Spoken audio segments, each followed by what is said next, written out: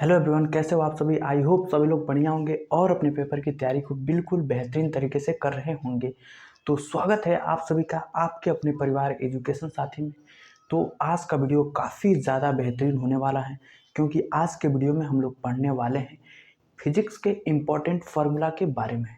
ठीक है मेरे भाई, क्योंकि आपको मालूम है कि फार्मूला कितना ज़्यादा इम्पॉर्टेंट है आपके परीक्षा की दृष्टि से, क्योंकि जो भी न्यूमेरिकल जो भी आंकिक प्रश्न बनते हैं उन सबको आप फार्मूला के ज़रिए ही सॉल्व कर पाते हैं। इसीलिए आप कितना भी बढ़िया पढ़ ले, लेकिन अगर मेरे भाई फार्मूला अगर नहीं याद है तो सब गड़बड़ हो जाएगा, समझे। तो चलिए, आज के वीडियो में हम लोग तीसरे चैप्टर यानी वैद्युत धारा चैप्टर का जो भी इम्पोर्टेंट फार्मूला है उसको देखने वाले हैं। ठीक है, और यकीन मानिए इसी वीडियो के अंदर मैं आपको गारंटी के साथ सारे के सारे फार्मूलों को जो भी याद भी करा दूंगा। ठीक है, तो चलिए हम स्टार्ट करते हैं। ठीक है जी, चलिए। तो आज हम लोग किस चैप्टर का देखने वाले हैं भाई? तो हम लोग देखने वाले हैं विद्युत धारा। ठीक है जी, विद्युत धारा जो अपना चैप्टर नंबर 3 है, उसी के इम्पॉर्टेंट जो भी फार्मूला है उसको हम लोग देखने वाले हैं। ठीक है मेरे भाई, तो चलिए हम स्टार्ट करते हैं। तो पहला फार्मूला क्या हो जाता है भाई साहब? पहला ही फार्मूला अपना हो जाता है धारा के बारे में। धारा, धारा, ठीक है, धारा जिसको हम किससे दिखाते हैं? आई से। तो आई इज इक्वल टू क्या हो जाता है मेरे भाई? आई इज इक्वल टू क्या हो जाता है? आवेश अपान आवेश और समय के अनुपात को हम क्या कहते हैं? तो धारा कहते हैं। तो I is equal to Q by T हो जाता है। बात समझ गए? चलिए, अब आता है इसी में एक और फॉर्मूला आता है आई का, कि I is equal to V by R भी होता है। कैसे सर वी बाई आर भी होता है? क्योंकि विभव और प्रतिरोध के अनुपात को हम वैद्युत धारा के नाम से जानते हैं। समझ गए? तो आई का कितना फार्मूला आपने देख लिया भाई साहब। आई इज इक्वल टू हमने पढ़ा क्यू बाई टी, एक और आई इज इक्वल टू हमने पढ़ा वी बाई आर। ठीक है, एक और आप इसके फार्मूला को देख सकते हैं। एक और इसका फार्मूला होता है आई है। देखिए, आई बराबर क्यू बाई टी और एक आई बराबर वी बाई आर। एक और होता है, क्या हो जाता है भाई साहब? देखिए, अगर भाई यहाँ आप देख रहे हैं, देखिए यहाँ पे कोने में समझिए, हमने बताया I is equal to Q by T, समझ गए। अब आप जानते हैं भाई साहब, फ्रीक्वेंसी आवृत्ति बराबर क्या होता है? 1/t। 1 बाई क्या होता है? समय यानी आवर्तकाल होता है। समझ गए? तो अब देखिए भैया कि I is equal to Q into 1/t। ठीक है, इसको आप क्या भाई साहब, इसको आप क्यू बाई टी को आप ऐसे भी तो लिख सकते हैं। कैसे लिख सकते हैं? क्यू इंटू 1/t, अभी गुणा करेंगे तो क्यू ऊपर चला जाएगा, फिर क्यू बाई टी हो जाएगा। और अभी हमने आपको बताया कि एफ इज इक्वल टू कितना होता है? 1/t होता है। ठीक है, तो इस 1/t के जगह आप एफ रख दीजिए। तो I is equal to Q into F भी वैद्युत धारा का फॉर्मूला होता है। तो एक और क्या हो जाएगा? I is equal to Q into F. ठीक है, इन सबको आपको याद रखना है भाई साहब, क्योंकि ये बहुत ही इंपॉर्टेंट है।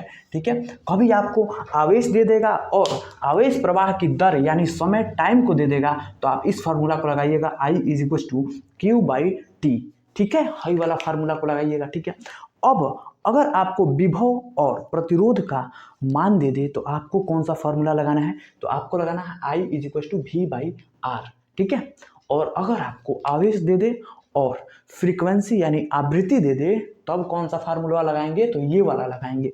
समझ गए भाई साहब? ओके, चलिए अब हम दूसरा फार्मूला पे आते हैं। तो दूसरा फार्मूला क्या कह रहा है जी? चलिए देखते हैं। दूसरा आता है भाई साहब धारा घनत्व का। धारा घनत्व जे इज इक्वल टू, धारा घनत्व को किससे दिखाते हैं? जल्दी बताइए। धारा घनत्व, धारा घनत्व इसको हम जे से दिखाते हैं, और जे इज इक्वल टू होता है आई बाई ए। क्या हो जाता है दोस्तों? आई बाई ए, जे का फॉर्मूला हो जाता है। ठीक है, इसको भी आपको ध्यान में रखना है कि जे इज इक्वल टू क्या हो जाता है? आई बाई ए। ठीक है, अगर हम ए बराबर मतलब एरिया को 1 मीटर स्क्वायर रख दे तो जे किसके बराबर हो जाएगा भाई साहब? आई के बराबर। तो किसी एकांक क्षेत्रफल पर, एकांक क्षेत्रफल में उपस्थित धारा को हम क्या कहते हैं? तो धारा घनत्व कहते हैं। ठीक है, बात समझ गए? चलिए, ठीक है, अब देखते हैं तीसरा फॉर्मूला। तीसरा फार्मूला क्या कहता है दोस्तों, तीसरा फार्मूला इसमें होता है प्रतिरोध का, ठीक है, प्रतिरोध जिसको हम आर से दिखाते हैं। आर इज इक्वल टू क्या हो जाता है दोस्तों, आर इज इक्वल टू, जल्दी बताइए क्या हो जाता है, आर इज इक्वल टू क्या हो जाता है। देखिए I is equal to V by R आपने निकाला है ना जी, तो आर इज इक्वल टू क्या हो जाएगा, वी बाई आई, एक ये फार्मूला हो जाता है आर का, समझे। और एक और फार्मूला हो जाता है R is equal to rho L by A, ये भी क्या हो जाता है, प्रतिरोध का फार्मूला हो जाता है, समझ गए। और एक और आर का फॉर्मूला आता है, यहाँ पे चलिए लिख देते हैं, R is equal to M L upon N E square A tau, ये भी जो है आर का यानी प्रतिरोध का फॉर्मूला हो जाता है। तो कितना हमने प्रतिरोध का फॉर्मूला देख लिया भाई साहब, जल्दी जल्दी बताइए। देखिए आर इज इक्वल टू हमने पढ़ा V by I, R is equal to हमने पढ़ा rho L by A, R is equal to हमने एक और पढ़ा क्या, तो M L upon N E square A tau, ठीक है, इसको भी हमने देख लिया। अब चलिए हम देख लेते हैं चौथा फार्मूला को। चौथा हम लोग देखेंगे चालकत्व के बारे में, यानी चालकत्व क्या होता है बबुआ, चालकत्व जल्दी से कमेंट करिए, कमेंट में आपको बताना है चालकत्व क्या क्या होता है। इसको हम सी से दिखाते हैं।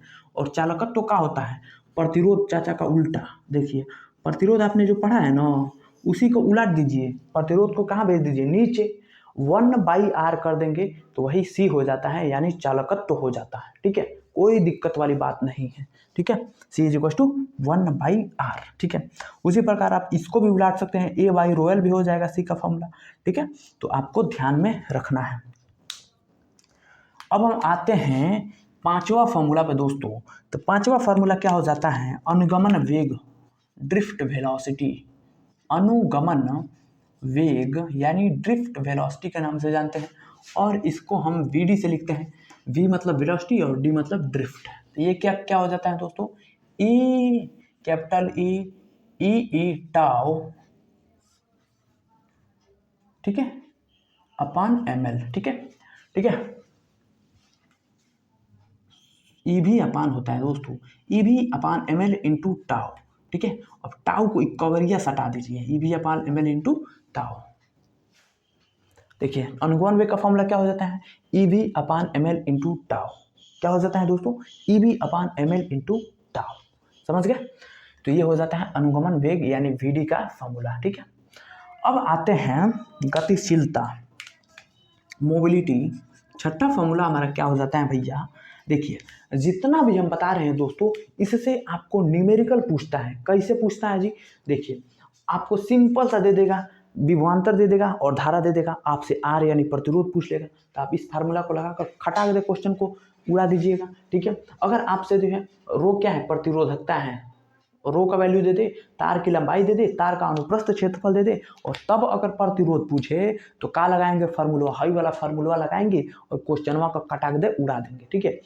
अगर आपसे क्या चालकत्व पूछे तो क्या करिएगा दोस्तों, सबसे पहले चालकत्व पूछे तो क्या करिएगा, प्रतिरोध निकालिएगा और प्रतिरोध को क्या करिएगा, उल्टा कर दीजिएगा, ठीक है।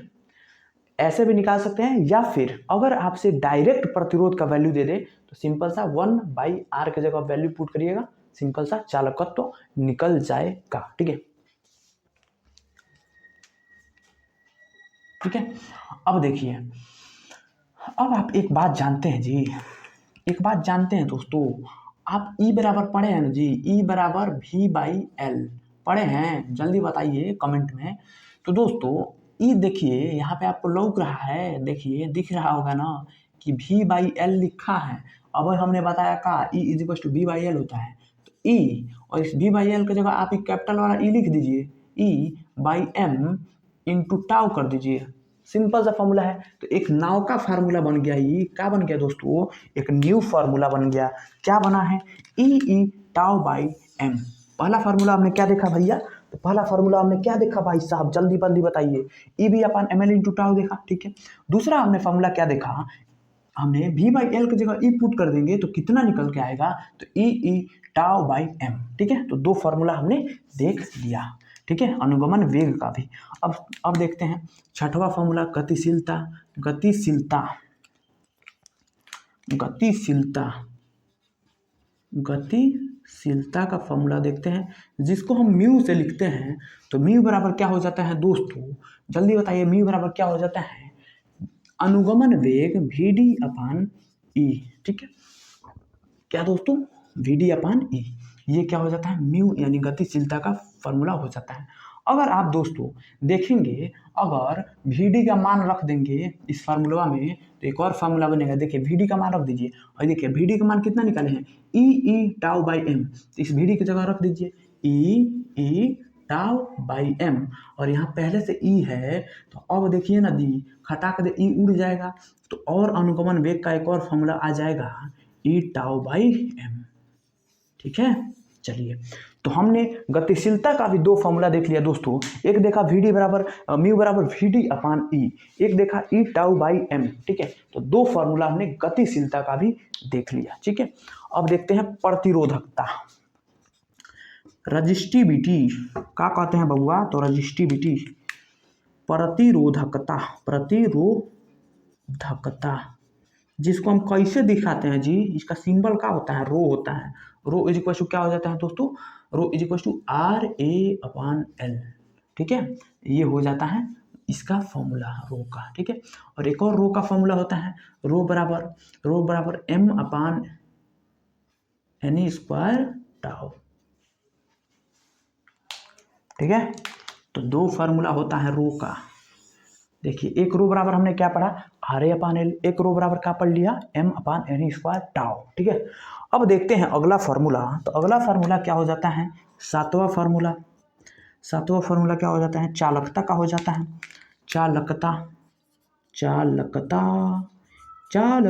चालकता किससे दिखाते हैं भाई साहब, सिग्मा से।